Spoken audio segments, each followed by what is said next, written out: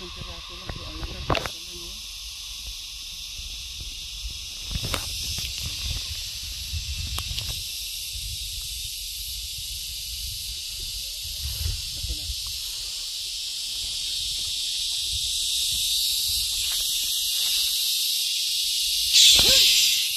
Inom, parang paniki.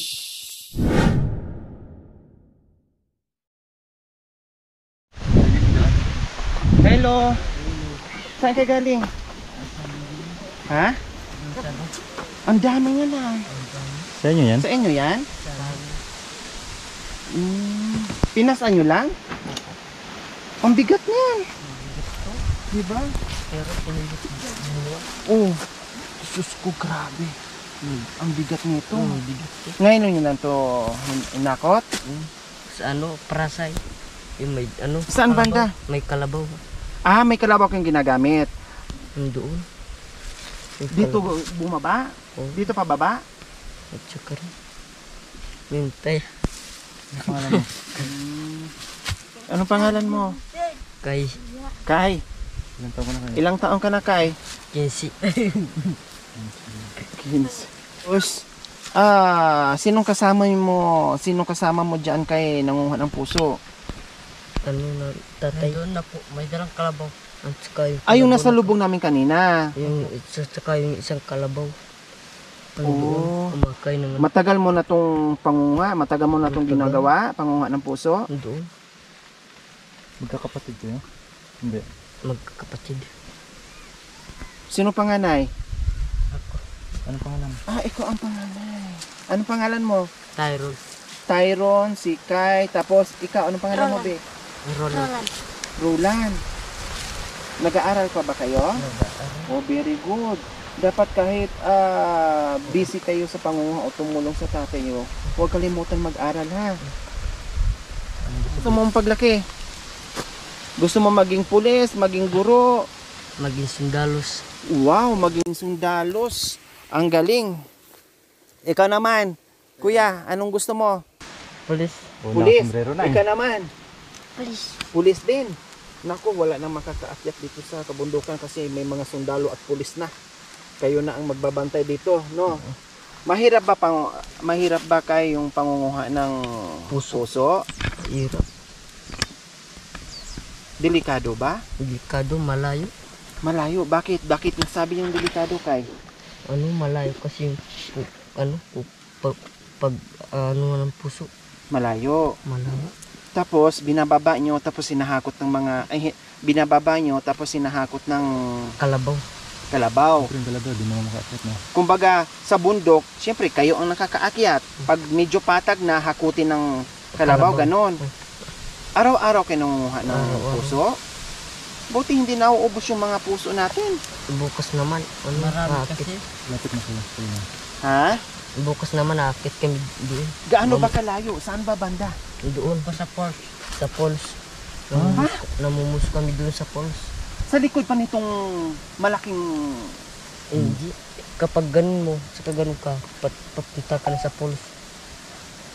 Kundi ang layo na. Malayo. Kumain na ba kayo? Kumain. Hindi. Hindi pa?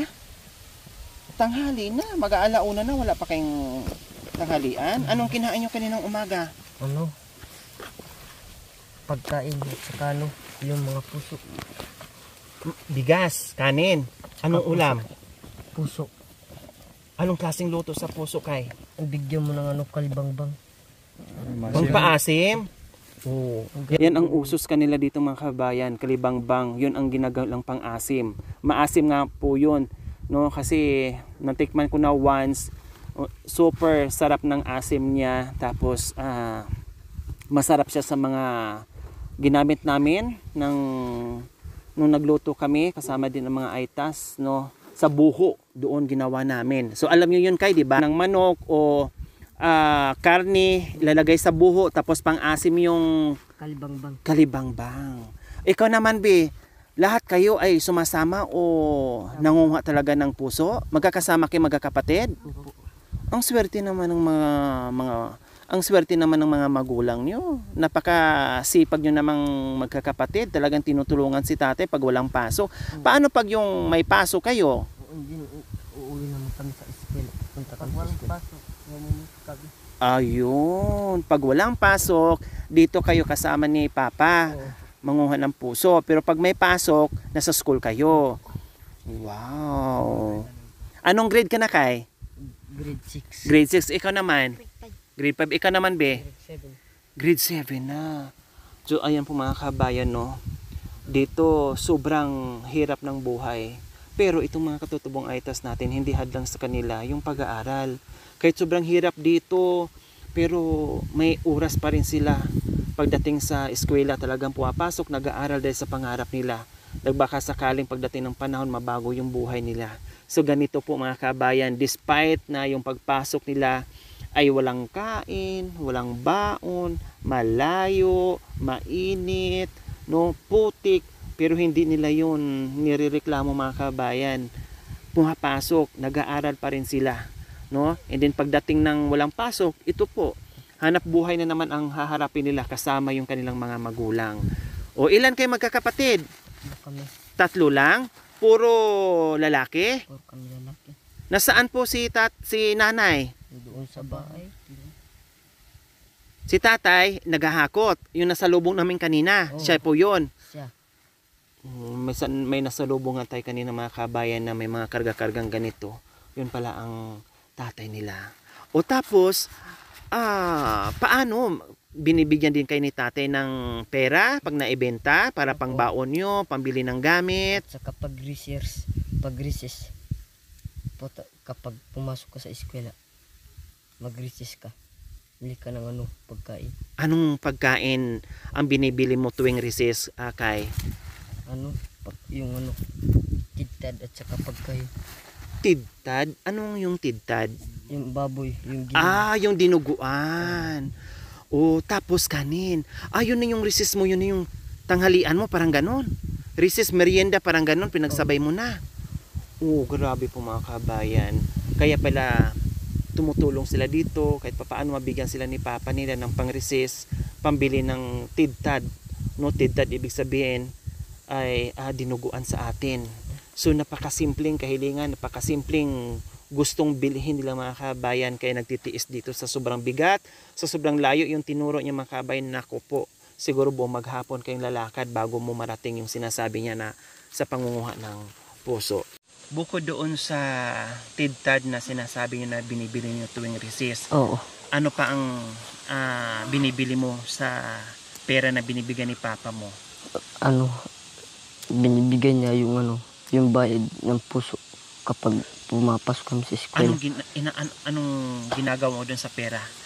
Pagbili ng pagkain. Kapag mag-recess ka na.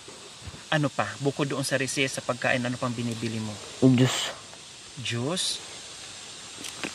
Gamit ng eskwela at saka lapis. Lapis. Wow, ikaw naman Tyrone, anong binibili mo doon sa pera na binibigyan ni Papa mo? Bigas lang po. Ha? Papakain namin. Pagkain nyo? Opo. Ikaw naman de. Ano ka? Anong binibili mo doon sa pera na binibigyan ni Papa mo? Ballpen. Ballpen. Bakit gusto niyo mag-aral, Kay? Gusto namin. Bakit?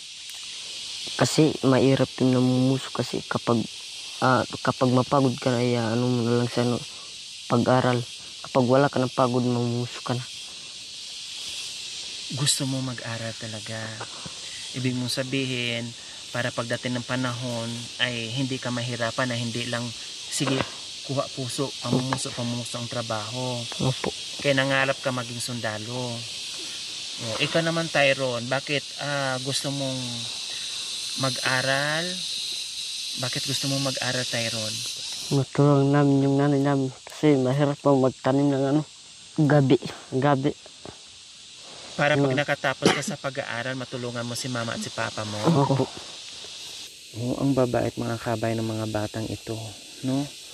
Kumbaga, kahit anong hirap dito sa bundok, no? Sabi ko nga, pumupunta ng school, walang laman, kumakalam ang sikmura. Sabi nga niya kanina, pag pagod ka, hayaan na lang, papasok na sa school. Pag wala namang pagod, pagdating ng Sabado Linggo, aakyat na naman dito sa kamundukan para manguha na naman itong mga kalakal nila. Kumbaga, Bata pa sila mga kabayan, pero namulat na sila sa kahirapan, namulat na sila sa trabaho, namulat na sila sa mga bagay-bagay na dapat ay hindi pa naman naranasan, pero ito nga, danas na danas nila. Balang araw po mga kabayan, pag mga itong klaseng bata na sanay sa ganitong buhay, may mararating, no? Merong mararating, malayo mararating, kaya tama yon kay Tyron and Roland, mag-aral kayo. Kasi walang imposible sa mga pangarap nyo. Hindi habang buhay na ganito ang buhay nyo, na pamumuso ang trabaho. Balang araw, pag porsigido kayo sa pag-aaral nyo, pag nakapagtapos kayo, aahon din kayo sa hirap. Ha? Pilitin mag-aral. Ha? Pinipilit nyo nga, kahit gaano kabigat yung dala nyo, pinipilit nyo makaahon o maahon nyo yung bit-bit nyo na galing doon sa kabundukan, pati yung pag-aaral nyo, iahon nyo rin. Pilitin nyo rin mag-aral na maiahon nyo rin yung buhay nyo sa hirap. Ha? Pilitin mag-aral ng mabuti. Tama. Pilitin kahit minsan walang baon, kahit minsan walang pera, kahit minsan walang gamit sa school, pilitin pumasok pa din para makapagtapos. Ano? Okay, ayos? Opo. Okay. Ate, gusto mong puso. Bibigyan ko kayo. Magbigay ka sa akin ng puso. Mababawasan yung benta mo. Mapapagalitan ka ng papa mo. Marami naman yung puso. Ha? Marami naman yung puso. Marami yung puso. Diyos ko, natuto pa o nakuha pang mag-alok sa atin, mga kabayan, ng kanilang paninda. Halos naman sila dito, marunong sila magbigay. No, marunong sila magbigay. No, kahit gaano kahirap, wala ng pera, pero alokin ka pa rin sa mga paninda nila, or alokin ka pa rin kung anong meron sila para may pauwi sila. Kumbaga tinatawag nila, huwag mo nang bayaran, regalo namin yan sa inyo. Ganyan madalas. Tingnan niyo po ate, ito yung puso. Patingin, dali nyo nga dito, Tyron. Pang kari-kari kasi ito mga kabayan. Tapos yan, ano yan? Parehas lahat? Opo. Ayun. Ito pang kari-kari. Talagang swak na swak to. Sa pang kari-kari to mga kabayan. Tapos ito naman, pwede tong panggisa. Oo. No, pang sisig. Tapos pang halo sa isda. Pwede din po yan mga kabayan. No? Ang sarap po nito mga kabayan. Okay, sige. So ayan po, sa pag-akyat natin dito sa kabundukan, mayroon tayong nadatnan na magkakapatid na masipag magtrabaho, no? At ito nga yung puso na dala-dala na galing pa doon sa malayong lugar.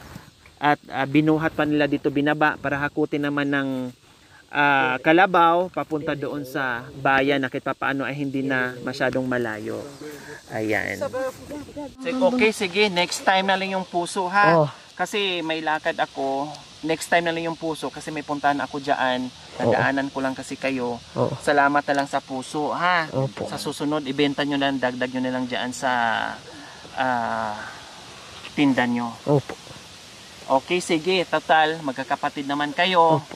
No? Sino matanda sa inyo? Ito. Si Kuya. May ibibigay ako sa inyo pang merienda nyo, ha? O ibili nyo ng pagkain. Mamaya pagbaba nyo dyan, pang merienda nyo. Paghati-hatiin nyo na lang 3, ha? Hati kayong 3, ha? Kanyang. So ito, bali 600 to. Hati kayong 3. Tag 200, 200, 200. Bali 600 yan. Pang merienda nyo sa baba. Ha? Dahil alam ko, pagod kayo, nauhaw kayo, gutom kayo. Kung ibili nyo ng merienda pagdating doon sa baba mamaya. Ayos? Magkano bigay mo sa kanya? 500. 200. 200. Nakalimutan ko. Magkano bigay mo sa kanya? 200. So hati kayong 3 dyan, ha? Tag 200. Okay, hating kapatid, ha? Okay. Salamat.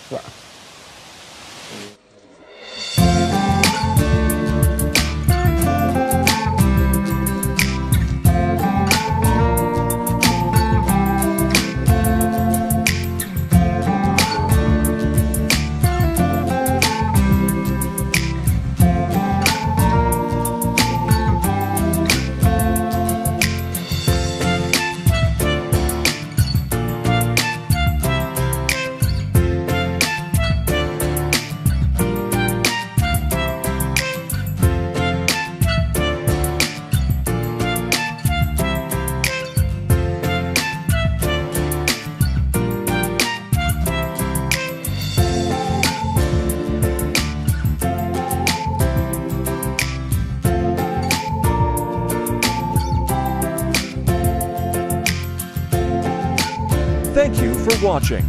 Don't forget to like, share, and subscribe.